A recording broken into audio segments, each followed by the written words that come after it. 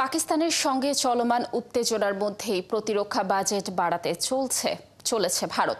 নতুন পরিকল্পনায় প্রতিরক্ষা বাজেটে যোগ হতে পারে আরও 50,000 কোটি রুপি। সংশ্লিষ্ট সূত্রের বরাতে এক প্রতিবেদনে এসব তথ্য জানিয়েছে। শাইনি চুলে এখন হবে সব হেয়ারস্টাইল। সিল্কোর দ্বিগুণ শাইনি চুল প্রতিদিন। ভারতীয় সংবাদ মাধ্যম এনডিটিভি প্রতিবেদনে বলা হয়েছে, ভারতের প্রতিরক্ষা বাজেটে 50,000 কোটি টাকা বৃদ্ধি পেতে চলেছে। এই অতিরিক্ত বরাদ্দ সম্পূরক বাজেটের মাধ্যমে দেওয়া হবে। এর মাধ্যমে মোট প্রতিরক্ষা বাজেট 7 লাখ কোটি টাকার বেশি হবে। এনডিটিভি জানিয়েছে, অর্থমন্ত্রী নির্মলা সীতারামন 1 ফেব্রুয়ারি 2025 সালের বাজেটে সশস্ত্র বাহিনীর জন্য রেকর্ড 6.81 লাখ কোটি টাকা বরাদ্দ করেছিলেন। এই বছরের বাজেট গত 2024-25 সালের 6.22 লাখ কোটি টাকার তুলনায় 9.2% বৃদ্ধি পেয়েছে।